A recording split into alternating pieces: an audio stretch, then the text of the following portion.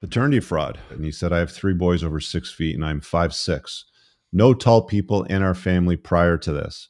He goes, feed your boys good nutrition and protein. I grew up on basically cheap and junk food. Pro tip, which is retweeted by Gigabase Dad, who is some kind of a Christian husband influencer. I don't know.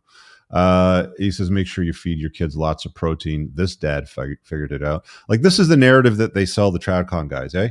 Just, wife up these chicks, feed the kids. Nobody's going, hey, how about getting a paternity test? Except for me, right? Like, I say shit like this and then people get fucking all wired up. But it's like, this had a lot of engagement today because I hit the target, right? Like, dude seems to think that he fathered all 3 of these kids and they're all over 6 foot. That's not how shit works. You just don't overfeed your kids protein and they shoot up into some new genetic fucking stratosphere. Yeah, I would like to see the odds around that. It's like, what are the odds that a 5'6" guy fathers 3 kids that are above 6 feet? I mean, it's got to be astronomically small. Hey, I think, if I'm not mistaken, we had Grok sort of pull this. Well, there you go. Let's ask Grok. What? I'll do this live. Here? I'll put it up on the screen too. What the fuck? Why not? We'll leverage AI for podcasting now. It's world first. All right.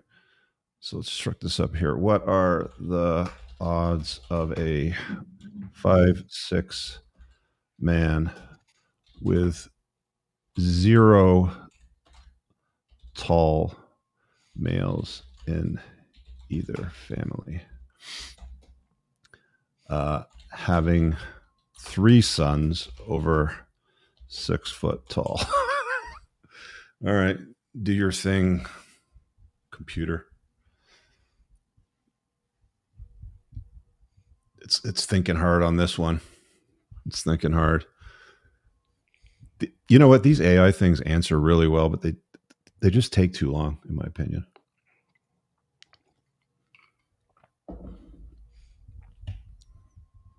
This is taking way longer than I thought it would. I thought this would be an immediate answer. I don't know. Is this like a big calculation for Grok 4? 0.0000 right now? I can tell you right now because I actually researched the topic when I was writing my book. So I'll just minimize this while it's all doing its thinking right now. But the University of Toronto here collected the most accurate data on paternity fraud.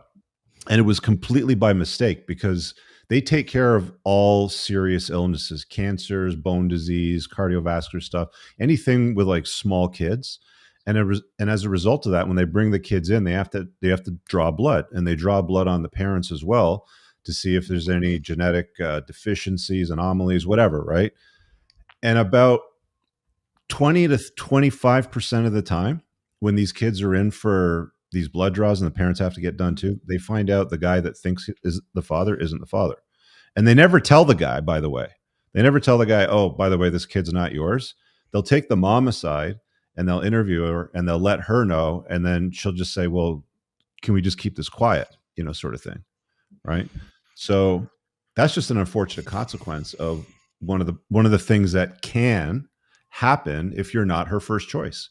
If you just, march into the slaughterhouse of marriage, believe all women, do everything the female first primary social order tells you to do, to man up. You've listened to your Jordan Peterson shows and, you're ready to commit, and stuff like that happens, but it doesn't usually happen to the guy that's on the top shelf. This is why I always encourage you guys, put in the effort, do the work. All of this is for you, like your optionality and the doors in your life open, but then, y'all sit on the sidelines watching everybody else win, wondering when your turn is, and your turn is when you start doing the fucking work. It's the guys' turns that are getting into the community and going through the content that we've put out there that are leveling up and seeing the results. It's the guys like Andrew Tate, and I'm going to share some of his posts. Oh, hang on a second. I'm getting some answers here on the other screen. Here we go. Add to stage. We're gonna get an answer in a second here. It's gonna be very exciting. Let's see what the odds are. Still taking a while. This is like a minute-long search, man. Imagine if Google took this long. Here, you know what? I'm just out of curiosity, I'm just gonna copy and paste this into Google and see how long that takes. or see what kind of answer we get off Google. I think it uses Gemini AI.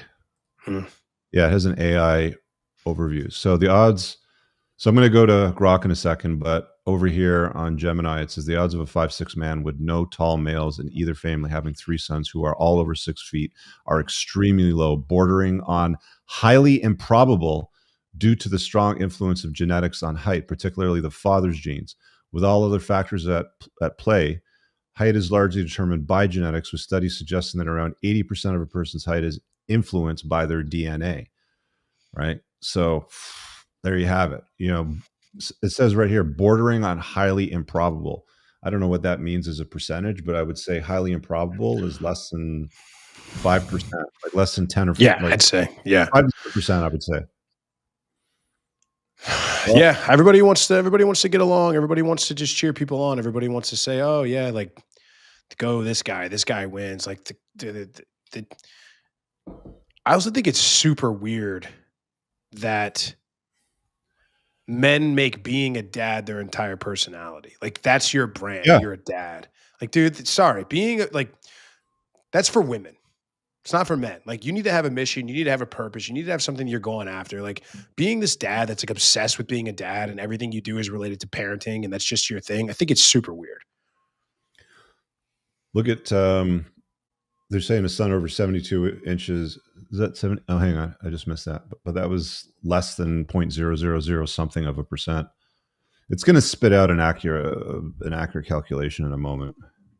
I'm not saying it's 100%, but I found Grok to be very good. I was using Grok the other day, Moff, to research this idea that I was cooking up on a rally a couple weeks ago. It took me less than 10 minutes to get through enough prompts to be like, oh, I know the demographic size now. Yeah. It's pretty crazy what it's doing, man. All right, guys, I really hope that you enjoyed that clip. If you want to check out the full-length podcast episode, you can find that right over here. Also, make sure you visit my website over here where you'll find my supplements, the opportunity to book me privately one-on-one for coaching, and most importantly, my new School of Unplugging, which you'll find on the Courses tab. Newer to the channel, hit subscribe.